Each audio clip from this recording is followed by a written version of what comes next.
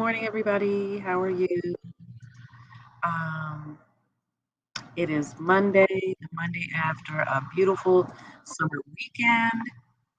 I hope that you all got out to enjoy that, cook out, walk, hike, sit outside in your yard, anything that allowed you to enjoy this beautiful weather that we had. It's a little cooler this week for the most part, but for me, if it's summer, it's got to be hot or feel hot. So that is it. So today for reading, let me take a peek real quick. We are talking about how different formats, words, even media, whether we're talking about looking at a video, reading a poem, listening to the news, how all of that is used to address a question or solve a problem. And so, what are we coming back to again? The thing that we have talked about a lot, which is the author's purpose. And let me share this little reminder chart with you about the author's purpose. And this little boy is so tiny. Let's see if we can make it bigger. Oh, where'd you go? It just is so little.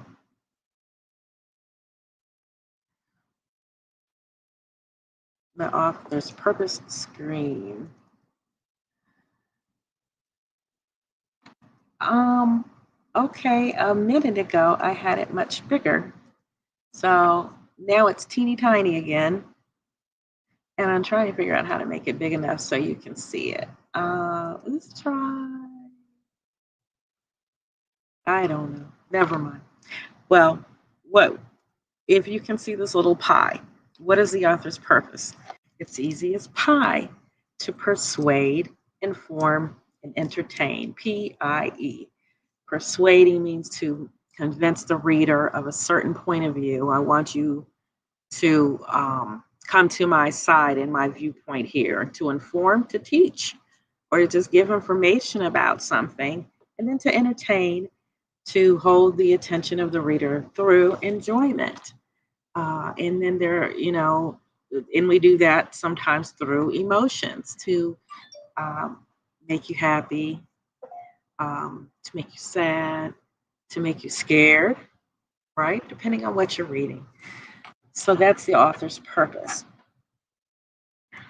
Okay, so now let's take a look at this is our lesson again to evaluate and use different medias or formats as well as words in order to address a question or solve a problem. So just wanted to put this little pretty picture up here, which is, of course, Niagara Falls. If you've never been,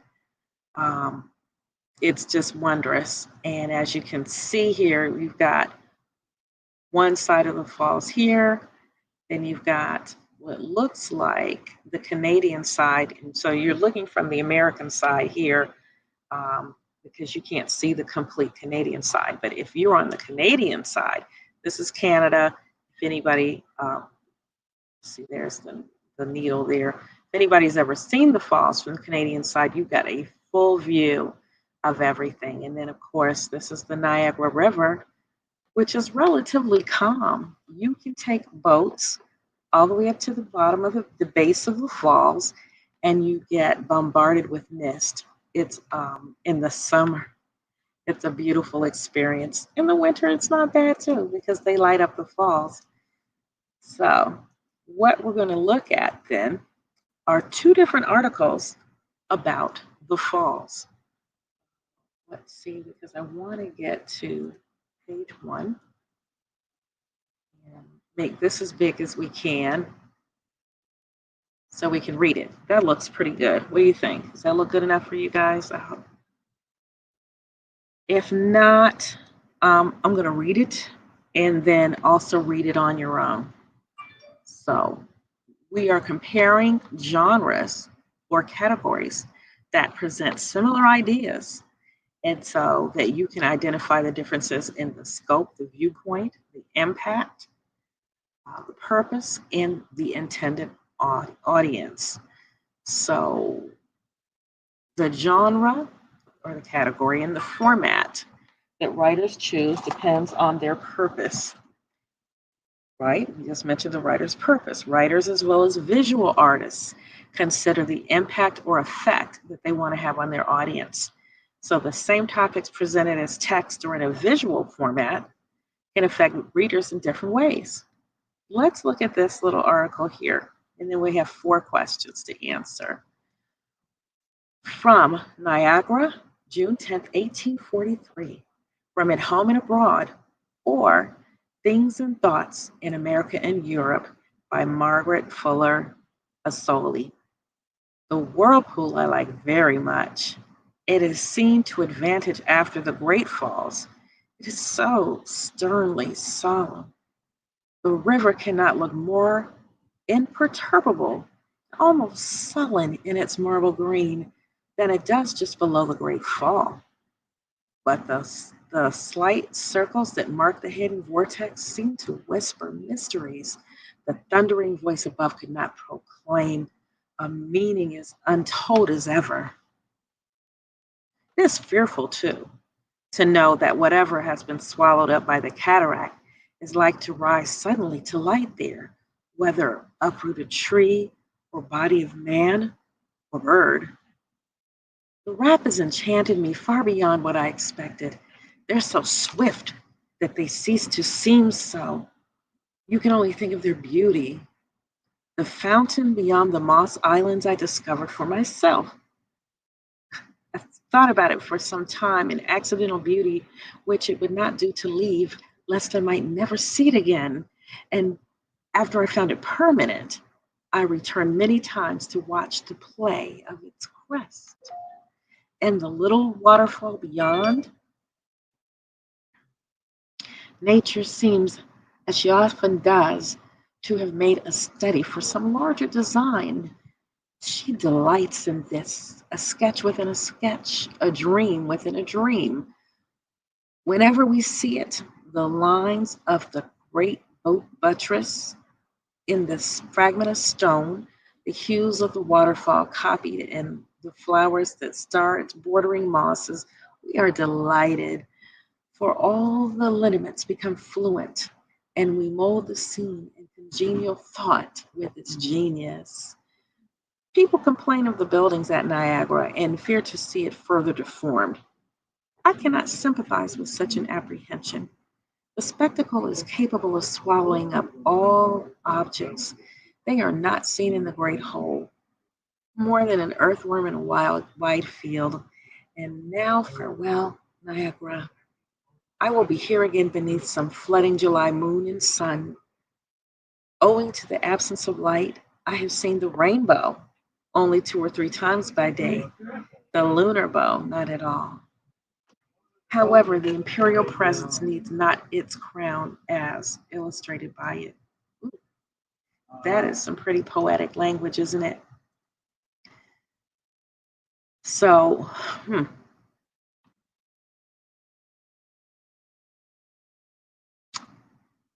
one second. Sorry about this. That is some pretty poetic language.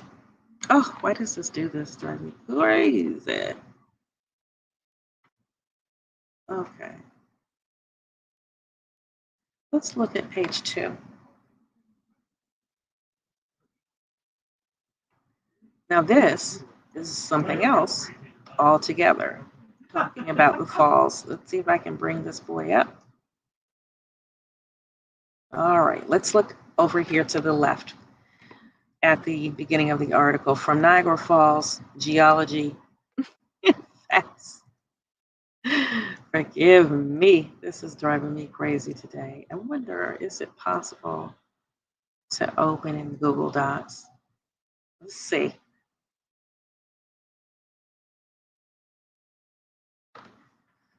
Take your time. It's trying to format. And the beginning is a mess.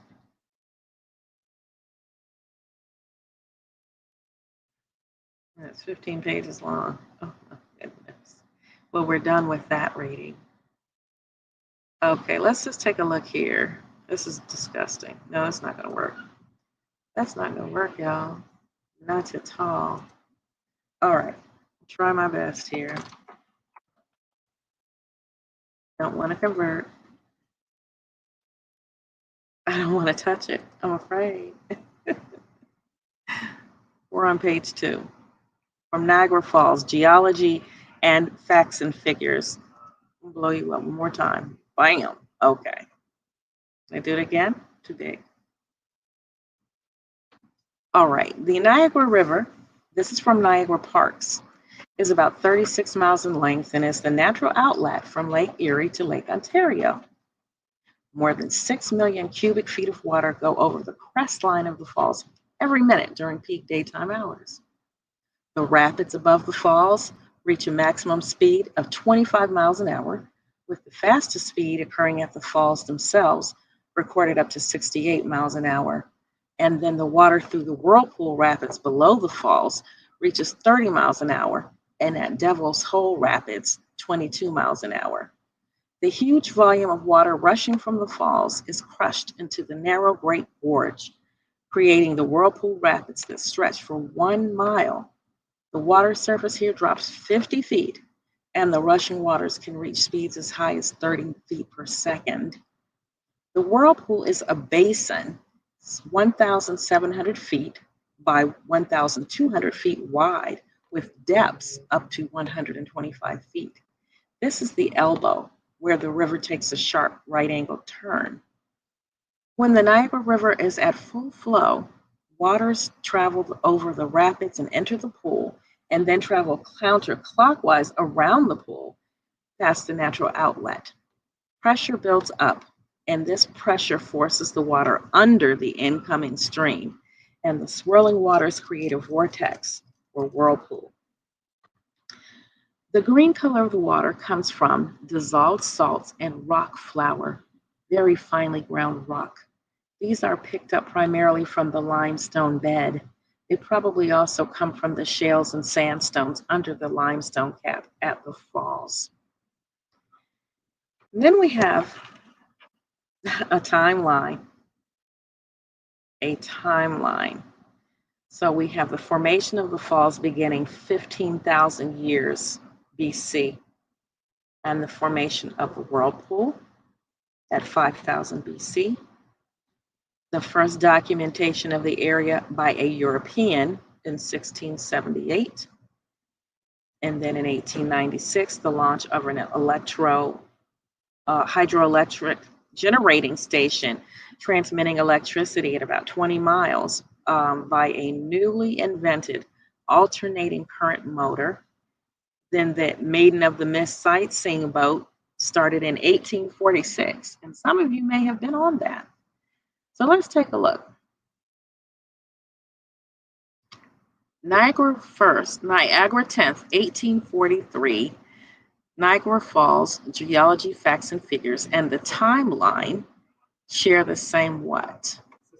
Format? Well, this is a timeline or a graph, and this is a summary of facts and figures. So is it the same format? Is it the same genre? The genre meaning fiction, nonfiction, horror, scientific text, or, is it the same speaker or is it the same topic? I think we're all talking about Niagara Falls, geology, facts, and figures. So I think what makes the most sense there is the topic, the same topic, D. And then read this sentence from Niagara 10, 1843. I cannot sympathize with such an apprehension. What does the word apprehension mean as it's used in the sentence? Well, she's saying I can't sympathize with it. So is it a capture? Is it a comprehension? Is it a concern? Or is it an understanding? Some people had what? They didn't like all the building around the falls. So what would that be? It's a concern. It is a concern, right? Which one best describes the impact of Niagara, June 10th, 1843? A, readers are informed about the history of Niagara Falls. B, readers can understand the author's feelings about Niagara Falls. C, readers can recall features of Niagara Falls and statistics about the falls. Or D, readers are persuaded that buildings should be constructed at Niagara Falls. So, did the author think that buildings should be constructed? She didn't care one way or another. I mean, she wasn't adamantly against it, like some people thought that it would mar the beauty of the falls themselves. But more than that, she spent the whole passage talking about her what? Her feelings, all of the feelings and the moods and the emotions that being in the falls in the daytime, in the nighttime, seeing the whirlpool, seeing the rainbows, all of the feelings that were generated from being in the midst of the falls. And then also, what statement best describes how the timeline compares to Niagara, June 10th? Okay, and we said best. The timeline gives interesting facts about the water at Niagara Falls, while the passage contains the best sites to visit there. Not so sure about that one. G, the timeline organizes the events of a person's trip to Niagara in a visual way, whereas, the timeline organizes the events, whereas the passage describes the events on the trip. Is that what the timeline told us? That it organized the events of a person's trip? I don't think that's what this timeline was showing us. It was showing us the creation of the discovery of the falls, the creation of the falls, the discovery by Europeans, how they used the water. So that's not it. The timeline visually organizes information about the history of Niagara Falls, whereas the passage describes the history in more detail. Don't really see that either. Okay, and how about J? The timeline visually organizes information about the history of the falls, yes, whereas the passage describes a person's visit to the falls. What do you say there? I think this woman describes her what? Her visit. Her visit. Yeah. So here are answers. 1 was D, 2 was H. Oh, you just couldn't let me out, right? 1 was D, 2 was H, 3 is B, and 4 is J. Let's make you bigger to look again. Set the topic. Comprehension. Oh, apprehension means concern, H, and B and J. And then we had B, understand the author's feelings, and then the timeline gives you information about the falls, whereas the passage describes a person's visit. So notice the difference in the language used. Notice the difference in the format, how it actually is the organization of information, where here you have bullets, and then you have a timeline graph, whereas on the passage about the person's feelings, thoughts, emotions, impressions of the water, it's a simple passage, right? So your beginning, your meet, and then your end, and now farewell Niagara. So that's what that looks like. And that is all for today. We'll see you all tomorrow, hopefully for writing and for science. Everyone be well and take care. Goodbye.